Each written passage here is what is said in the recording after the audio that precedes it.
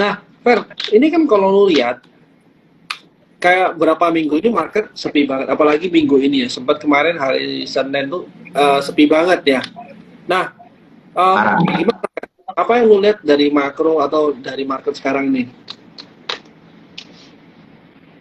Kalau kalau gue ngelihatnya kemarin kan udah keluar ya berita yang ditunggu-tunggu sama market tuh CPI.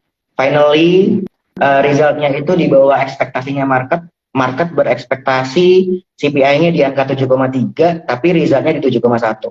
Nah ini tuh implikasinya menurut gue major ya. Akhirnya apa yang udah dilakukan sama The Fed selama beberapa waktu terakhir ya, injek gas terus agresif itu mulai membuahkan hasil gitu. Jadi kalau gue mikirnya ada kemungkinan untuk The Fed membuka ruang untuk wait. Ini tujuannya udah mulai kelihatan nih ya. Mulai injek rem deh pelan-pelan. Nggak usah ngegas-ngegas lagi kayak kemarin gitu.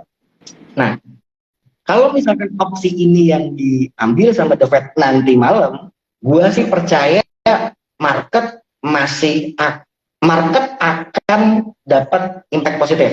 Makanya gue personally percaya bahwa tren IHSG selama 20 tahun terakhir yang terus positif, terus ditutup hijau selama bulan Desember, itu masih ada peluang untuk terjadi lagi di tahun ini. Ya, ya, oke. Nah, tapi kalau dilihat tadi kan ini kan kita bicara statistik ya. Tadi lu bilang Desember ya, Fer. Cuman gimana? Kalau lu lihat dari sekarang ISG ini bukan uptrend punya loh, bos. Lebih ke downtrend. Apakah minimal kalau kita bicara positif waktu dia awal bulan bisa sampai berapa itu? Awal bulannya dia hanya di 7.090, berarti dia harus naik berapa persen nih, Fer? Kurang lebih 7%. Kok 7%? 5% lagi ke atas. Possible? 5% lah, 5%. Possible Menurut gue masih ada gini. Gimana? Kalau gue mikirnya gini.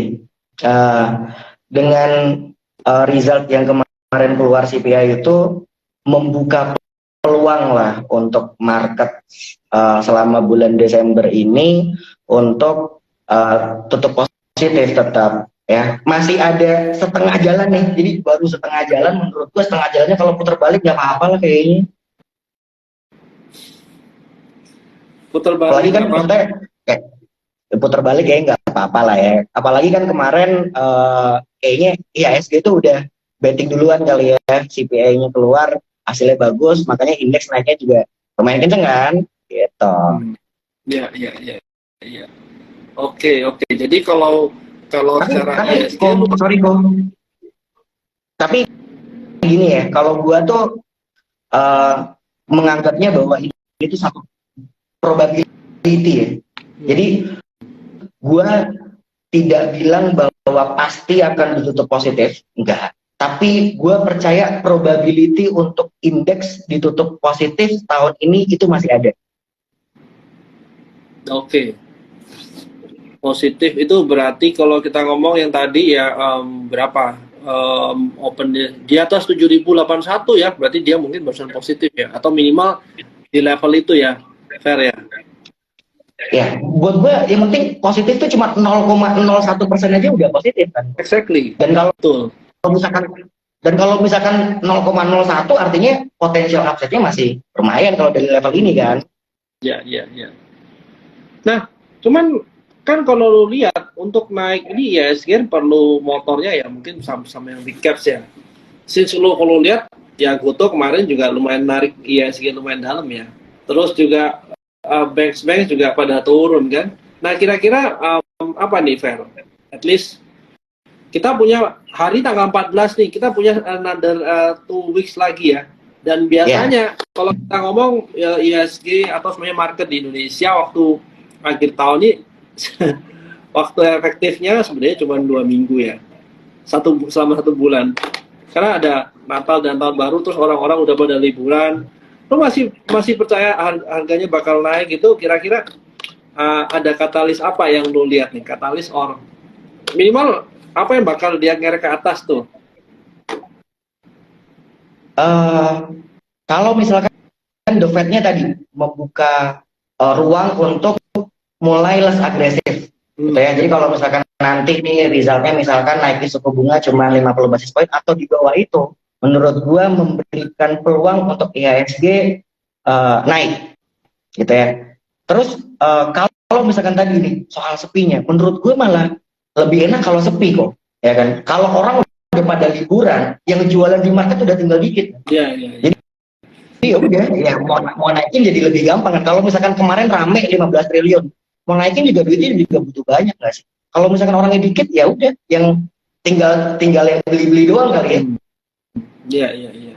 Ya, bisa juga. Tapi kalau gua pribadi mungkin lihatnya kayak gini sih, versi market yang big caps ini nggak begitu rame ya. Malah gua lebih suka lihat yang benar-benar mid to small caps ya. Seenggak-enggaknya kalau kita lumayan, lu mau naikin mungkin jauh lebih mudah ya. Nah, masalahnya kalau kita ngomong mid to small cap ini kan banyak banget dan kayak lu pilihnya agak susah ya. Dari 800 saham lebih itu ya. Nah, lu ada kayak sektor sendiri nggak, Fer?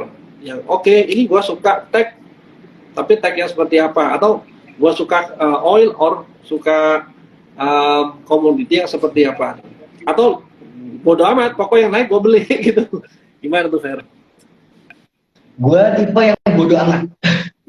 Karena kalau iya, gue ngeliat selama ini kok itu setiap tahun kayaknya ya, market tuh punya temanya sendiri gitu loh. Jadi kalau misalkan kita tuh masih kekeh sama satu sektor, tahun depan udah nggak jalan lagi. Dan kalau misalkan nggak jalan lagi ya lu paksain ya nggak akan kemana-mana portofolio lu. Iya, iya. Oke. Gitu. Jadi ya gue percaya itu. Jadi setiap tahun kita punya tema, ya kalau misalkan mau ikutan ya harus ikutan temanya itu. Suka nggak suka ya. Jadi gue nggak ada harus harus komoditi, harus infrastruktur atau gimana, itu nggak ada. Iya, iya. Oke. Interesting. Nah, kalau ngomong gitu hari ini apa nih, Fer? Yang gue taunya kan kalau di Bali itu yang terkenal satu-satunya branch yang tradingnya kayak orang gila ya. Nah, boleh share nggak nih, Fer? Apa sih yang orang-orang Bali yang katanya lu gila trading ini, hari ini pada trading apa nih? Kalau gue sih rekomendasinya tadi BBYB salah satunya. Kenapa tuh BBYB? BBYB karena teknikalnya menurut gue menarik ya. Jadi udah bentuk pola, kalau gue ngelihatnya double bottom gitu ya. Jadi dari low-nya dia udah rebound kemarin, jadi gue tinggal nyari entry buat masuk. Cuman alhamdulillah tadi ada berita dari BBYB yang mungkin bisa memberikan angin segar. MUFG tadi ada memberikan ruang untuk membeli sahamnya Aku-Laku. Jadi buat teman-teman yang belum tahu Aku-Laku adalah pemegang sahamnya BBYB. Jadi sedikit banyak mudah-mudahan ini bisa memberikan impact yang positif ke saham BBYB. Gitu. Jadi besok gue bisa jualan. Iya. Nah, tapi oke, Fer, kalau lu lihat memang kan sekarang kalau lu bicara tadi double bottom potensial ya. Dan sebenarnya kalau lu masuk sekarang, berarti kan lu masuk di bottom yang kanan tuh. Nah, any specific nggak? Lu mau taruh stop loss berapa jauh? Or pokoknya turun 3% gua buang? Or gimana nih, Fer? Karena kalau gua bilang, kalau gua pribadi ya, Fer, gua lebih suka waktu dia reverse baru gua masuk. Seenggak-enggaknya buat gua lebih comfortable untuk masuk dengan risk yang terbatas. Sementara lu kalau masuk sekarang, bisa aja ini double bottomnya nggak jadi. Nah, gimana tuh? Gue sebenarnya udah aware dengan resiko itu sih sebenarnya. Jadi kalau misalkan turun di 2655 ya mau nggak mau gue harus cut loss. Jadi 655 lu lihat dari risk yang terakhir itu ya, yang dia punya support terakhir kan? Yes, benar-benar. Jadi pokoknya ya kalau ya tadi alasan kenapa gue masuk itu kan double bottom. Kalau misalkan udah nggak double bottom lagi ya nggak ada alasan untuk gue masih nyimpan saham ini. Ya, gitu. ya. Nah, buat teman-teman yang masuk sempat lihat kayak chartnya BBYB itu mungkin ada bilang, loh, kalau double bottom itu kan harusnya tengahnya nggak ada. Oke. Nah, teman-teman kalau lihat double bottom ini sebenarnya belum jadi double bottom, masih lebih ke potensial double bottom.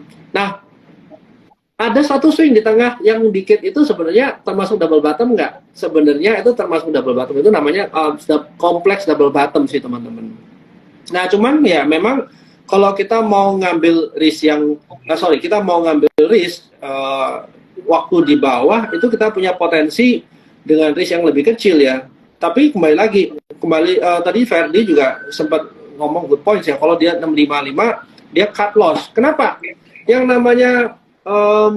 namanya chart pattern itu sebenarnya kita nggak pernah tahu bakal kejadiannya apa. Bisa aja dia jadi double bottom yang kanannya jauh lebih dalam, or kalau teman-teman mau gabungin sama kayak harmonic pattern bisa aja kayak jadi sharp pattern. Nah, ini kita tebak-tebakan nih, mungkin pakai Fibonacci atau sebenarnya pakai rasio kayak harmonic pattern, somehow kita bisa nebak tempatnya di mana. Tapi ya kembali lagi ya, Ferdi ngomong tadi ya, kita nggak pernah tahu nih bakal gagal atau enggak. Kadang-kadang kalau lihat ya, banyak banget awal tahun kemarin ya, sentimen atau rumor atau news yang good related sama tech itu bahkan bukan untuk buat dia naik, malah orang-orang sell on news ya kali Fer ya. Nah, hal ini dilihat ya, tech company kemarin Goto pada naik dan orang-orang makin betting hari ini bakal kayak tech lagi lanjut dia punya rally. Ternyata hari ini nggak kemana-mana juga ya. Nah, ini mungkin penting sih teman-teman untuk batasin risiko ya. Minimal kita bisa cut sebagian atau kurangi loss size kita kalau sebenarnya dia nggak jadi naik gitu ya, Fer. Terus apa lagi nih, Fer? Benar.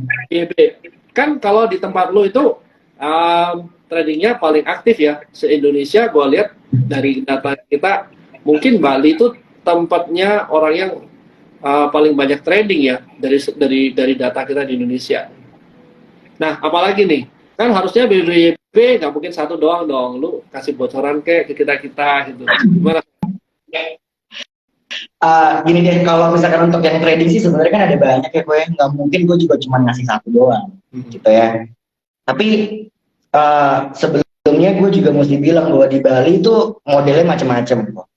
Ada trader, ada investor, ya kan. Dan pesan gue ke tim Bali adalah memberikan rekomendasi yang sesuai dengan profil resiko klien masing-masing, gitu. Jadi gue tidak mau memaksakan rekomendasi itu harus kayak begini, gitu. Kenapa? Karena gue percaya bahwa setiap profil investasi itu ada contoh suksesnya, gitu ya. Jadi gue nggak memaksakan, oke, kalian harus trading karena yang bisa bikin kaya trading, kalian harus invest karena yang bisa bikin kaya invest. Enggak.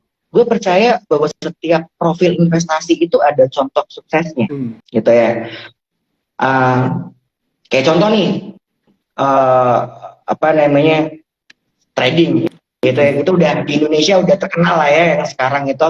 Kalau invest itu juga udah pasti semuanya juga udah pada tahu. Kalau misalkan kita balik tokoh-tokoh trader disuruh invest, pasti nggak akan maksimal hasilnya. Begitupun sebaliknya. Jadi hal pertama yang gue tekankan ke diri gue dan tim gue di Bali adalah kenalin dulu diri kita tuh sebenarnya siapa sih? Kita tuh sebenarnya siapa? Seorang scalper, seorang trader, atau seorang investor? Sehingga apa? Sehingga stock pickingnya tuh jadi lebih jelas. Gitu. Kayak contoh nih gue tipe trader ya, swing trader lah ya, nggak terlalu cepat juga nggak terlalu lama. Portofolio gue tuh dalam 2 tahun terakhir itu growth-nya more than 500%. Jadi CAGR gue setiap tahun itu 300%.